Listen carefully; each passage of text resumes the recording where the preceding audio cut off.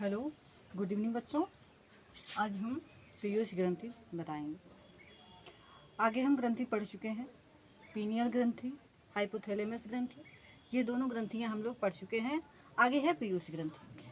पीयूष ग्रंथि जो मस्तिष्क में पाई जाती है। कहाँ पे? मस्तिष्क में पाई जाती है। पीयूष ग्रंथि कहाँ पाई जाती है? मस्तिष्क में। ठीक। यह क्या होती है? यह हाइपोथैलेमस ग्रंथि से जुड़ी हुई होती है। ग्रंथि से जुड़ी हुई होती है। ठीक। हाइपोथैलेमस ग्रंथि हम आगे पढ़ चुके हैं पहले। जो नहीं पढ़े हैं वो एक बार मेरा वीडियो देख सकते हैं। आगे पढ़ाया गया है। हाइपोथैलेमस ग्रंथि यह ताप नियंत्रण करता है, जिसको हम ताप मापे, हमारे शरीर का ताप नियंत्रण करता है। भूख प्यास ये सभी पर नियंत्रण करता है। भूख प्यास, निद्रा और घृणा, प्रेम, ये सब क्या करता है?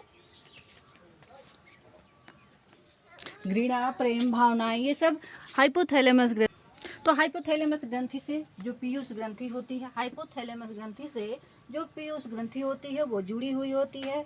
यह स्फेनॉइड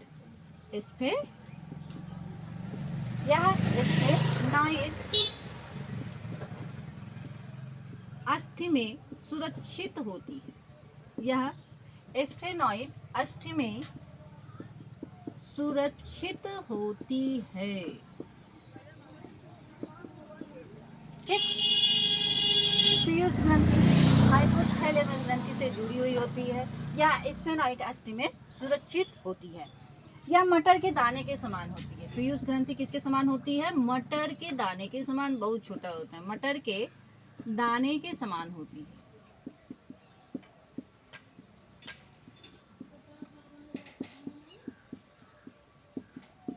ठीक। उसके बाद यह गुलाबी कलर की होती है। किसके? गुलाबी जैसी, गुलाबी रंग की, गुलाबी गुलाबी होती है, गुलाबी रंग की।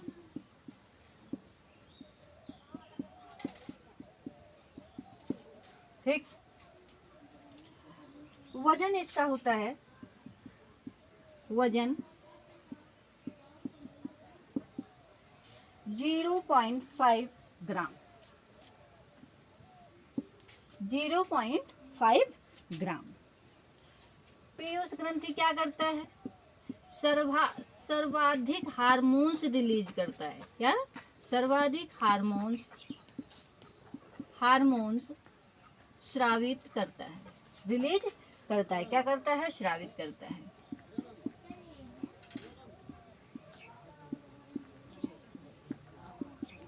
फिर से एक बार हम लोग देख सकते हैं। पीयूष ग्रंथि मस्तिष्क में, हम लोग जानते हैं मस्तिष्क में पाई जाती है। यह हाइपोथैलेमस ग्रंथि से जुड़ी हुई होती है। स्फेनॉइड अस्थि में सुरक्षित होती है। यह मटर के दाने के समान होती है, गुलाबी कलर की होती है और वजन इसका 0.5 ग्राम होता है। यह सर्वाधिक हार्मोन्स रिलीज करने वाली ग्रंथि होती है। पीयूष ग्रंथि में सबसे ज्यादा हार्मोन स्रावित होता है। पीयूष ग्रंथि में सबसे ज्यादा हार्मोन्स रिलीज होता है। इसके अन्य नाम है। पीयूष ग्रंथि के अन्य नाम क्या है? और नाम से सबका उपनाम होता है। तो पीयूष ग्रंथि का जो उपनाम यानी अन्य नाम और भी नाम है, सेल टर्सिका। पहला है सेल टर्सिका, इसको बोलते हैं। क्या बोलते हैं? Sella turcica. क्या बोलेंगे? Sella turcica. दूसरा है पिट्यूटरी ग्रंथि। पिट्यूटरी ग्रंथि। ठीक। और इसको क्या और बोलेंगे? Band master of orchestra. Band master of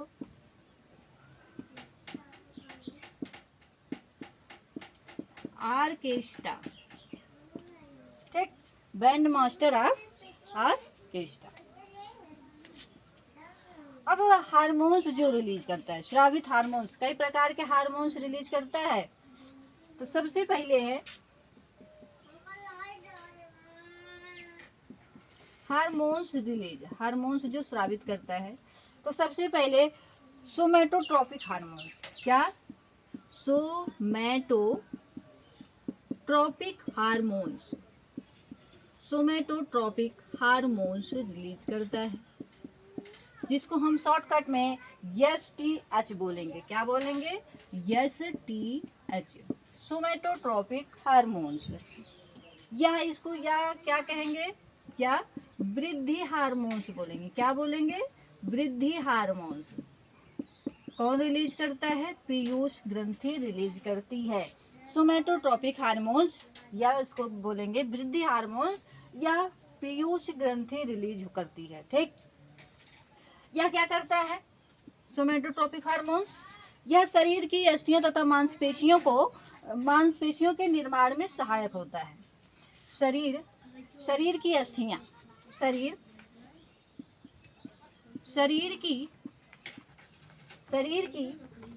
अस्थियां, शरीर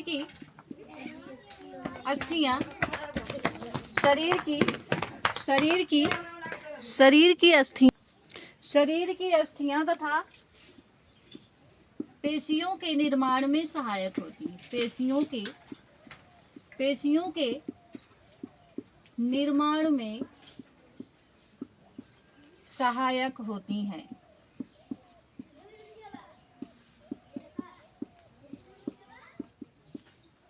ठीक, तो सोमेटोट्रॉपिक हार्मोन्स पीयूष ग्रंथि रिलीज करता है। यह हार्मोन्स वृद्धि हार्मोन्स भी कहलाता है। यह क्या करता है? इसका कार्य क्या है? यह शरीर की अस्थियां तथा पेशियों के निर्माण में सहायक होती हैं। ठीक,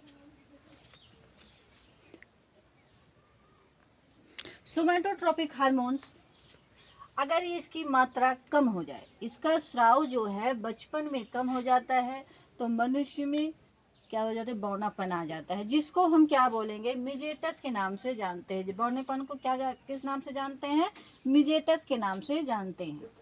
और अगर इसका स्राव ज़्यादा हो गया, ठीक, तो इसके या असामान्य हो गया, पेशियों में वृद्धि हो जाएगी, मांसपेशियां हड्डियों में वृद्धि हो जाएगी, तो क्या बोला जाएगा? भीमकायता के नाम से जाना जाता है। ठीक, अगली ग्रंथि है ऑक्सीटोसिन हार्मोन्स, यानी जो पीयूष ग्रंथि जो हार्मोन्स को रिलीज करता है। तो पहला हार्मोन्स क्या था? STH था। दूसरा क्या है? Oxytocin hormones. क्या है? Oxytocin hormones.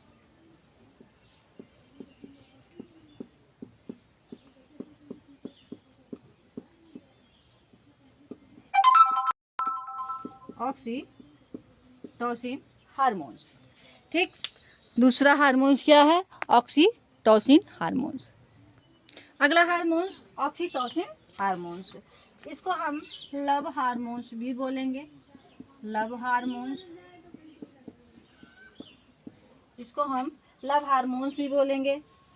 प्रसव हार्मोन्स भी बोलेंगे। क्या बोलेंगे? प्रसव हार्मोन्स।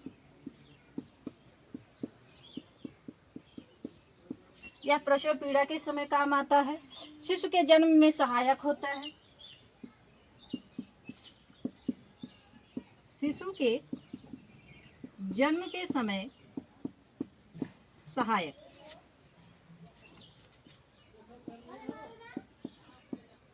शिशु के जन्म के समय सहायक होता है। ऑक्सीटोसिन हार्मोन्स को लव हार्मोन्स या प्रसव हार्मोन्स भी बोलते हैं। शिशु के जन्म के समय यह सहायक होता है, जो गर्भाशय की मांसपेशियों में संकुचन उत्पन्न करता है।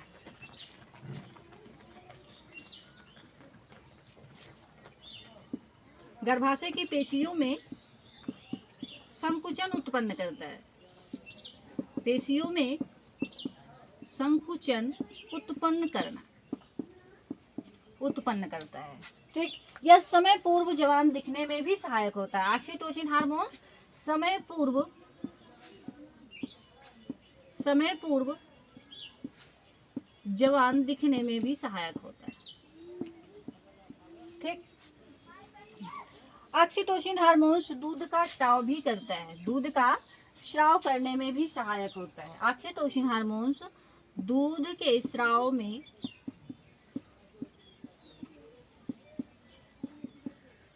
सहायक होता है। यह पीयूष ग्रंथि के द्वारा हार्मोन छोड़ा गया है। ठीक। ऑक्सीटोसिन हार्मोन शिशु के जन्म के समय सहायक होता है। प्रसव पीड़ा जब होती है तो पेशियों में जो संकुचन होता है इसी हार्मोन्स के कारण होता है। और समय पूर्व जवान दिखने में कभी कभी जो है इसका इंजेक्शन लगता है। ठीक। इस समय पूर्व जवान दिखने में भी सहायक होता है। दूध के स्राव में भी सहायक होता है। ऑक्सीटोसिन जो है, ऑक्सीटोसिन हार्मोन्स दूध के स्राव में भी सहायक होता है। अगला हार्मोन्स है वैसोप्रेसिन हार्मोन्स। कौन सा?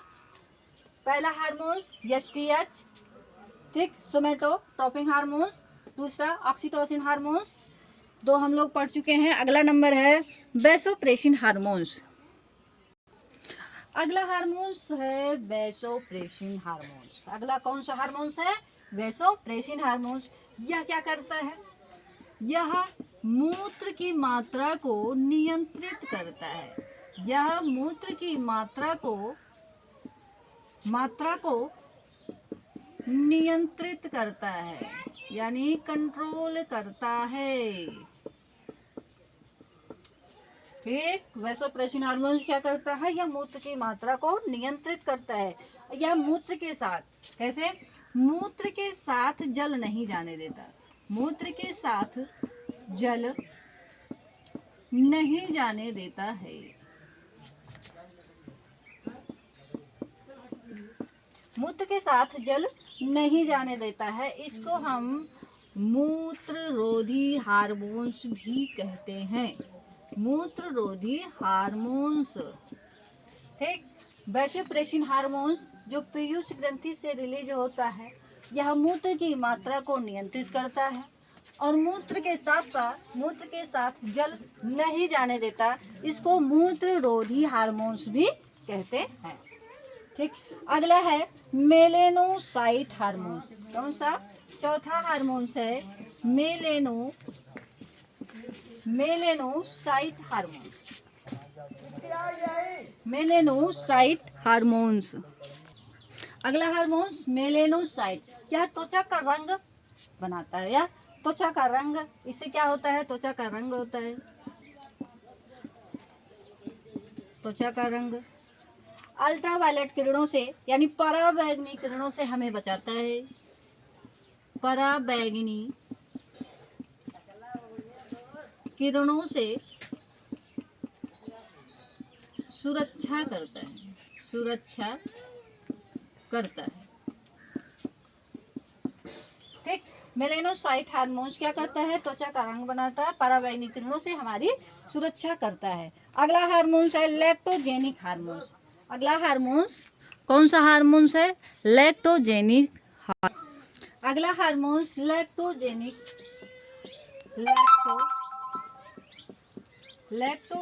हार्मोन्स।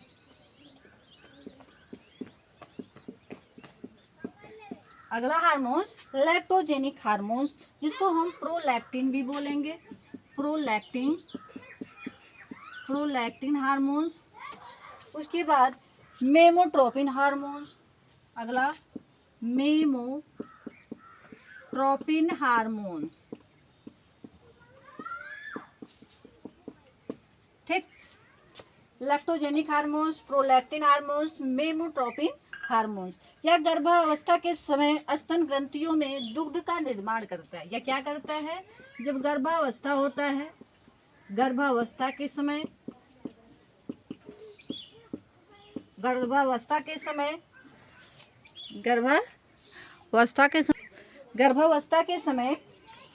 स्तन ग्रंथियों में दुग्ध का निर्माण करता है। दुग्ध ग्रंथियों का निर्माण करता है। अब आगे पीयूष ग्रंथि के बाद कौन सी ग्रंथि है? थाइमस ग्रंथि। कौन सी? थाइमस ग्रंथि। कल हम थाइमस ग्रंथि पढ़ाएंगे। अगर अच्छा लगा हो तो प्लीज़ सब्सक्राइब ज़रूर करिएगा, लाइक भी करिएगा, फिर कमेंट में कुछ ना कुछ ज़रूर बताइएगा। ठीक।